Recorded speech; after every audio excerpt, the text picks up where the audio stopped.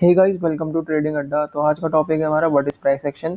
Price action basically होता क्या है, इसके बारे में डिस्कस करेंगे। और अगर आपने पहले की वीडियोस देखी हैं तो अच्छी बात है, अगर नहीं देखी तो देख लेना प्लीज़, अच्छे से समझ में आ जाएगा। और बाकी चीज़ें और भी कंटेंट डाला है, आप देख सकते हो। तो वीडियो को स्टार्ट करते हैं, प्राइस एक्शन का टॉपिक डिस्कस करते हैं।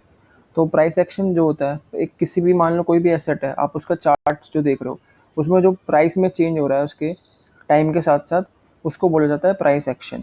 ये टेक्निकल एनालिसिस का फॉर्म है। इसमें आप कई तरह के मूविंग एवरेजेस में यूज़ कर सकते हो। इसमें हम बेसिकली फ्यूचर प्राइसेस को फॉरकास्ट करा जाता है। और इसको मतलब बहुत ज़्यादा यूज़ करा जाता है, जैसे इंटरडे ट्रेडर्स, इन्वेस्टर्स इसको बहुत यूज़ करते हैं। और इसमें आप बेसिकली एंट्री एग्जिट डिसाइड करते हो, कैंडल स्टिक्स को पढ़ते हो।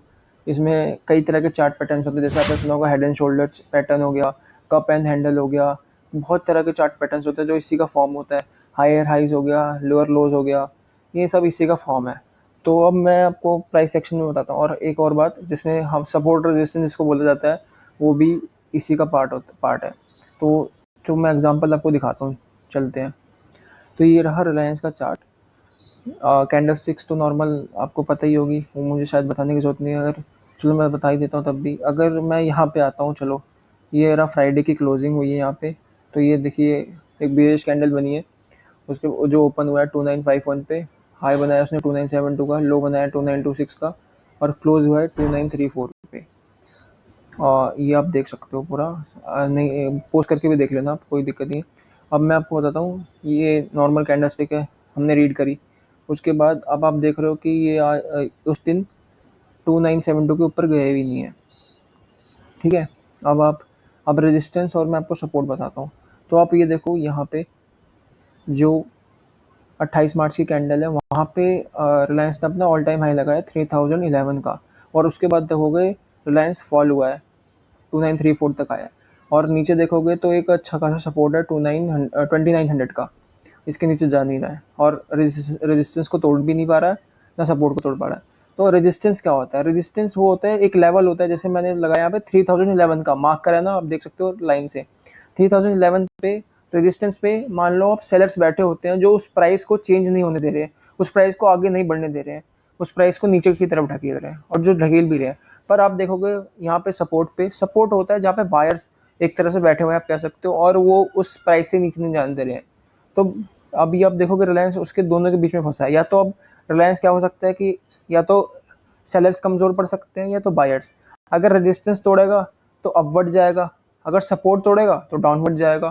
तो ये एक बेसिक है प्राइस एक्शन का, जो सपोर्ट रेजिस्टेंस जिसको बोलते हैं। आई होप ये अच्छे से समझ में आ गया होगा आपको, और नहीं आया होगा तो आप कमेंट कर सकते हो, मैं और अच्छे से वीडियो बना दूंगा इसके बारे में। अब आप देख, तो यहाँ पे देखते हैं। अब ये हमारा, आप देख रहे हैं हम पास्ट हिस्ट्री, मतलब हिस्ट्री पे जा रहे हैं चार्ट की। अब आप देखोगे ये जुलाई से लेके दिसंबर तक का चार्ट है। यहाँ पे आप ये देखो कि यहाँ पे ये रिलायंस यहाँ पे इतने कितने का प्राइस का था, ये रहा। यहाँ पे देखोगे तो ये 2630 का प्राइस था, जिसको ये तोड़ भी नहीं पा रहा था, वो यहाँ पे आके तोड़ा उसने। और यहाँ पे आके तोड़ने के बाद उसने क्या मूवमेंट दिया आप देख सकते हो, 3000 तक आ गया। क्या रिटर्न दिया होगा आप समझ ही सकते हो। फिर उसके बाद अब फिर वो एक जोन में फंसा हुआ है। अब मैं यहाँ ये तो नहीं कह रहा कि ये अपवर्ड जा सकता है या डाउनवर्ड, पर ये है कि अगर कहीं भी प्राइस एक्शन पे कंसोलिडेशन होता है, तो ज़्यादातर चांसेस होते हैं कि वो अपवर्ड डायरेक्शन में जाए। ये कोई रिकमेंडेशन नहीं है, पर मैं एक एजुकेशन पर्पज़ के हिसाब से आपको बता रहा हूँ प्राइस एक्शन के बारे में। तो आप मोटी मोटा आप समझ गए होंगे कि प्राइस एक्शन का बेसिक मतलब क्या होता है, कि over a period of time जो एक एसेट में प्राइस जो इधर उधर हो रहा है, प्राइस में जो मूवमेंट हो रही है, उसको बोला जाता है। इसमें अगर आप मूविंग एवरेजेस का यूज़ करते हो तो और अच्छा रहता है।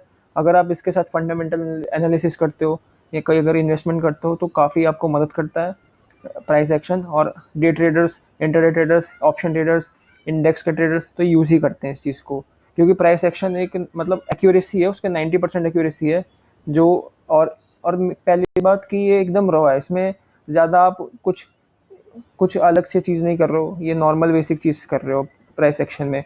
तो यूजफुल है ये काफ़ी लोगों के लिए, ऐसा इन्वेस्टर स्टेटस मैंने बोला। तो मुझे लगता है कि आपको समझ में आ गया होगा। तो चैनल को प्लीज़ फॉलो कर लेना, सब्सक्राइब कर लेना, और वीडियो को लाइक कर लेना। और ऐसे ही और वीडियोस देखने के लिए कमेंट कर देना, मैं ज़रूर से बनाऊंगा। मिलते हैं अगले वीडियो में। Thank you.